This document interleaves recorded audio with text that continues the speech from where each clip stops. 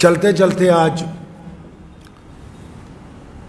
एक बात मुहर्रम के उन्वान से गुज़िश्ता 2 दिन पहले सामने आ गई।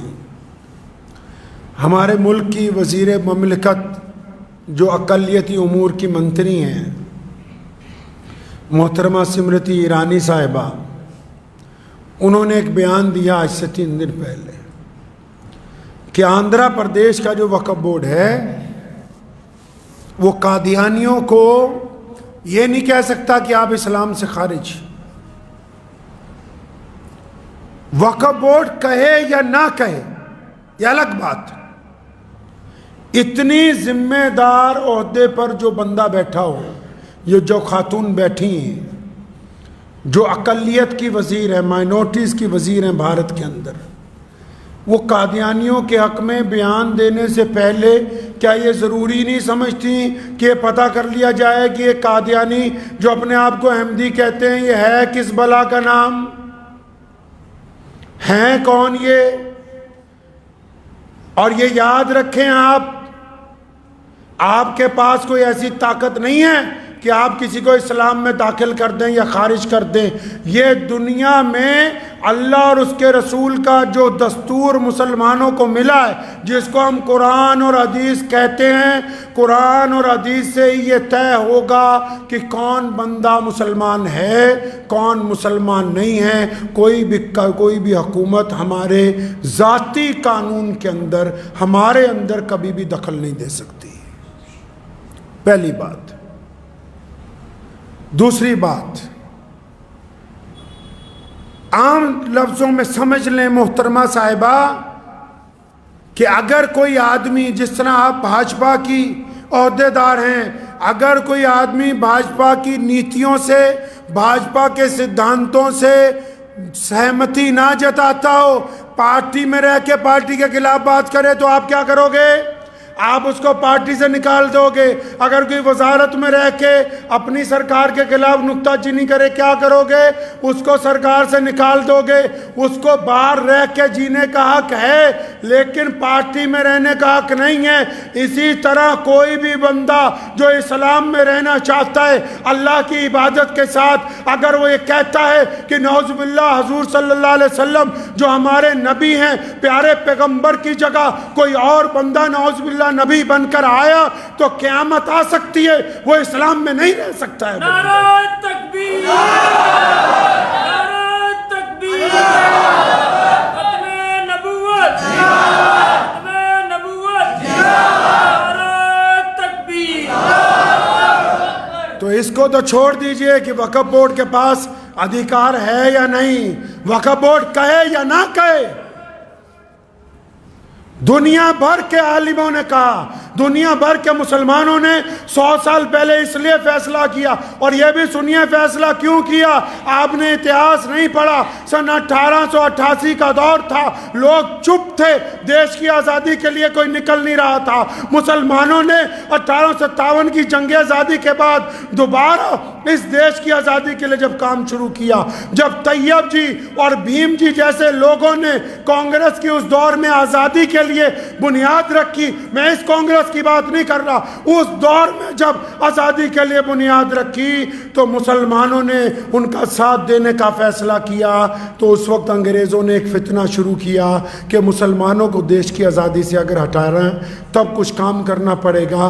तब उन्होंने मिर्ज़ा गुलाम कादियानी को कहा कि तुम झूठे नबी बन के आओ ताकि मुसलमान आज़ादी की लड़ाई से हट जाएं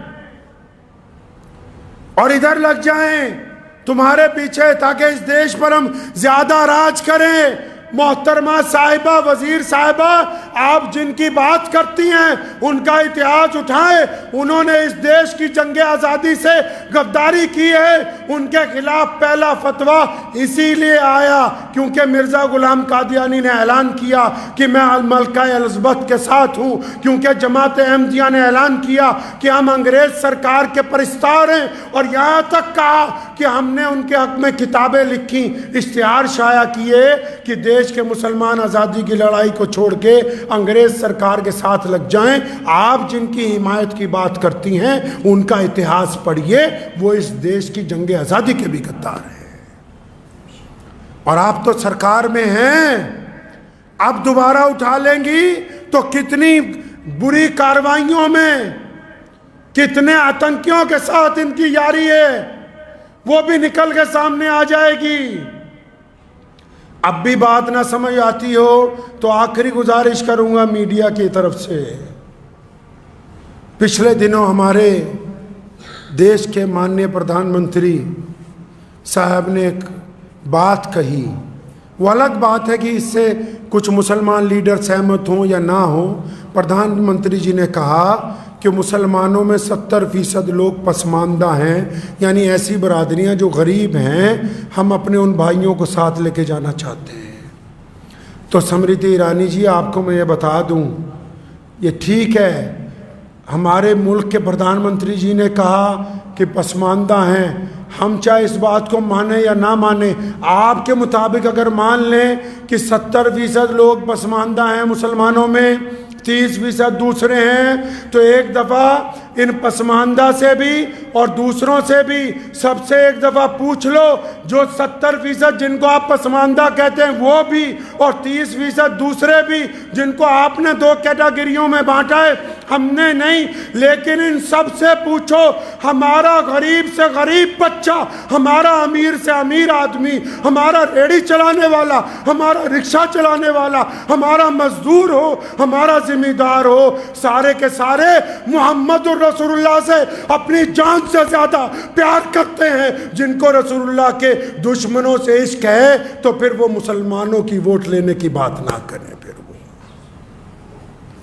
सियासी तौर पर भी समझ लो कि जिनकी आप बात करते हैं गले लगाने की, हम इनकार नहीं करते, गले लगाना चाहिए, होना चाहिए, ऊपर उठना चाहिए गरीबों को।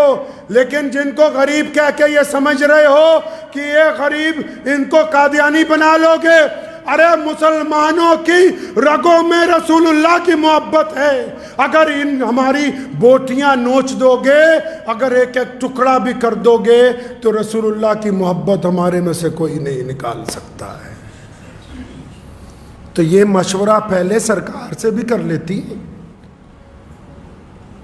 जो हमारे साथ ऊपर थोपने की कोशिश की कादियानियों को, सरकार से भी एक मशवरा कर लेते कि पूरे भारत के मुसलमान, जो दुनिया में सबसे बड़ी अकलियत है इस देश में, जिनको हमारे प्रधानमंत्री जी आज अपनी छाती से लगाने की बात करती है, और ये मंत्री उन मुसलमानों की छाती पर नमक छिड़कने की बात करती है, पहले वहां तो पूछ लेते करना क्या है।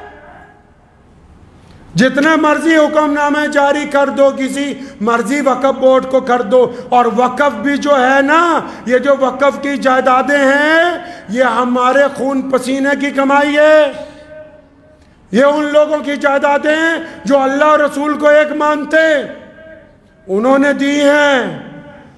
ये किसी मिर्जा कादियानी की चेलों ने नहीं दी जायदादें, वक्फ बोर्ड की जो जायदादें, ये अल्लाह और रसूल को मानने वालों ने वक़्फ़ की कि इनके पैसे से, इनके किराए से, इनकी आमदनी से मस्जिदों का खर्चा चले, इनकी आमदनी से गरीब बेवाओं को राशन दिया जाए, इनकी आमदनी से गरीबों का इलाज करवाया जाए। ये इसलिए वक़्फ़ किया है, देश की जंग आज़ादी के गद्दारों के लिए वक़्फ़ बोर्ड वक़्फ़ नहीं किए गए हैं। तो मेरी गुजारिश है भारत सरकार से, पर माननीय प्रधानमंत्री श्री नरेंद्र भाई मोदी जी से भी गुजारिश है कि कैबिनेट में ये जो अक़लियत की वज़ीर हैं, इन्होंने पूरे देश के मुसलमानों के जज्बात को मजरूह किया है। इन्होंने पूरे देश के मुसलमानों को तकलीफ पहुंचाई है। इन्होंने पूरे देश के मुसलमानों के सामने हमारे प्यारे नबी हज़रत मोहम्मद रसूलुल्लाह सल्लल्लाहु अलैहि वसल्लम की शान में बेअदबी करने वाले, हमारे नबी के सामने झूठी नबूवत का ऐलान करने वाले मिर्ज़ा कादियानी के चेलों को मुसलमान बताने की कोशिश की है। इनको बुला के पूछिए कि क्यों ये ऐसा करती हैं। क्या हम इस मुल्क के वासी नहीं? क्या हमारा हक नहीं कि हम अपने दीन के ऊपर अपने तरीके के साथ बिल्कुल आज़ादी के साथ गुजारें? इसलिए इनसे पूछ होनी चाहिए कि आपने क्या किया है। और मंत्री साहबा, आपको एक बात और याद दिला दूं कि आप माइनॉरिटीज़ की वज़ीर तो हैं, लेकिन इसके साथ साथ आप महिला विकास मंत्री भी हैं। मणिपुर में जो देश की बेटियों के साथ हुआ उस पर आप चुप रहीं। कादियानियों की एक चिट्ठी पर आपने इतना बड़ा बयान दे डाला। तो इसलिए उम्मीद करता हूँ कि आने वाले दिनों में आप कुछ इंसाफ से काम लेंगी। दुआ करें अल्लाह ताला हमारी इस बात को हुकूमत के दिल तक पहुँचाए और मिर्ज़ा ग़ुलाम कादियानी के चेलों ने ये जो साजिश करने की कोशिश की वक्फ़ बोर्डों के ख़िलाफ़, अल्लाह ताला इससे उम्मत को महफूज रखे। व आखिर दावाना अल्हम्दुलिल्लाहि रब्बिल आलमीन। GS हर्बल होलसेल आयुर्वेदिक अद्वियात का काबिल एतमाद मरकज। तिजारत के ख्वाहिशमंद हजरात को हम मुकम्मल ट्रेनिंग देते हैं। हमारे साथ तिजारत करके भरपूर पैसा कमाएं। उलमाए किराम, हुफ्फाज, डॉक्टर्स और मेडिकल वालों के लिए खुसूसी रियायत। तफसीलात के लिए अभी राब्ता करें। रीनोट वेलनेस नोवा दाद, खाद, खुजली, फंगल इन्फेक्शन और उसके अलावा बड़ी बड़ी बीमारियों का भरोसामंद इलाज। रीनोट इस नोवा एक लाजवाब दवा। तफसीलात के लिए अभी कॉल करें।